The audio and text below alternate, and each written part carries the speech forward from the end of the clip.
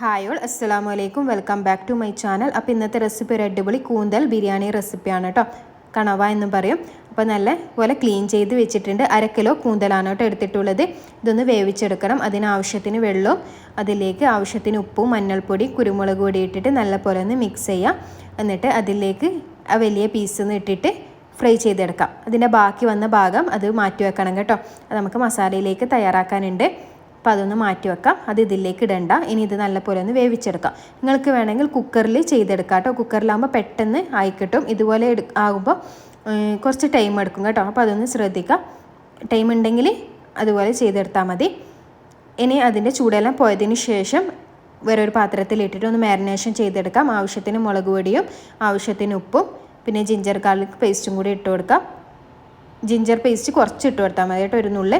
ഇനി ഇതൊരു 1/4 മണിക്കൂർ മുതൽ അരമണിക്കൂർ വരെ റെസ്റ്റ് ചെയ്യാൻ വേണ്ടി മാറ്റി വെക്കാം. അപ്പോഴേക്ക് നമുക്കൊന്ന് മസാല തയ്യാറാക്കിയെടുക്കാം. ഒരു കുക്കറിലേക്ക് ഒരു 2 ടേബിൾ സ്പൂൺ കോക്കനട്ട് ഓയിൽ എടുത്തിട്ടുണ്ട്. പിന്നെ അതിലേക്ക് 2 മീഡിയം സൈസ് സവാളയും 4 മീഡിയം സൈസ് തക്കാളിയും ഇട്ട് കൊടുക്കാം. പിന്നെ 2 ടേബിൾ സ്പൂൺ പച്ചമുളക് പേസ്റ്റും 1.5 ടേബിൾ സ്പൂൺ വെളുത്തുള്ളി പേസ്റ്റും 3/4 ടേബിൾ സ്പൂൺ ഇഞ്ചി പേസ്റ്റും ആവശ്യത്തിന് ഉപ്പും ആവശ്യത്തിന് മഞ്ഞൾപ്പൊടിയും പിന്നെ നമ്മൾ ബാക്കി വെച്ച കൂന്തലുണ്ടല്ലോ അതും കൂടി ഇട്ട് കൊടുക്കാം.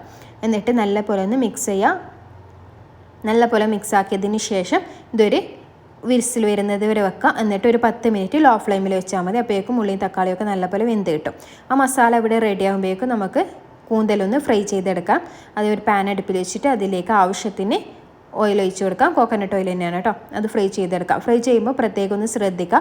ഒരുപാടങ്ങ് ഫ്രൈ ആക്കരുത്. കൂന്തലാണ് ഭയങ്കരമായിട്ട് ഹാർഡായി പോകും. അപ്പോൾ അതൊന്ന് ശ്രദ്ധിക്കാം കേട്ടോ.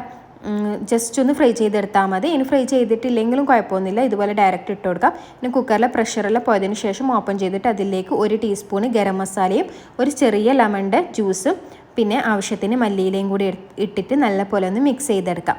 ഇതൊന്ന് തിളച്ച് വരുമ്പോൾ അതിലേക്ക് നമ്മൾ ഫ്രൈ ചെയ്ത് വെച്ച കൂന്തലുണ്ടല്ലോ അത് ചേർത്ത് കൊടുക്കാം. ഒരുപാടങ്ങ് ഫ്രൈ ആക്കണ്ട കേട്ടോ. അത് ചേർത്തിട്ട് നല്ല പോലെ ഒന്ന് മിക്സ് ചെയ്തിട്ട് ഒരു 2-3 തവണ ഒന്ന് നല്ല പോലെ ഒന്ന് തിളപ്പിക്കാം. അതിന് ശേഷം നമുക്ക് ഫ്ലെയിം ഓഫ് ചെയ്യാം. ഇനി ബിരിയാണിയൊക്കെ സാധാരണ ദമ്മിടുന്ന പോലെ തന്നെ ദമ്മിടുക. ഞാൻ അതിൻ്റെ വീഡിയോ എടുക്കാൻ വിട്ടുപോയിട്ടോ, അതുകൊണ്ടാണ് കാണിക്കാത്തത്. സാധാരണ എല്ലാവരും ദമ്മിടുന്ന പോലെ തന്നെ ദമ്മിടുക. അത് ഞാനിവിടെ 3/4 കിലോ നേരിയ അരിയാണ് കേട്ടോ എടുത്തിട്ടുള്ളത്. കൈമ റൈസാണ് കേട്ടോ എടുത്തിട്ടുള്ളത്. അപ്പോൾ നല്ല ടേസ്റ്റി ആയിട്ടുള്ള റെസിപ്പിയാണ്. എല്ലാവരും മസ്റ്റായിട്ടും ട്രൈ ചെയ്ത് നോക്കാം. അപ്പോൾ ഇത്രയുള്ള എൻ്റെ റെസിപ്പി. ഈ വീഡിയോ എൻ്റെ റെസിപ്പി നിങ്ങൾക്ക് ഇഷ്ടമായാലും ലൈക്ക് ചെയ്യാനും ഷെയർ ചെയ്യാനും കമൻറ്റ് ചെയ്യാനും സബ്സ്ക്രൈബ് ചെയ്യാനും മറക്കരുത്.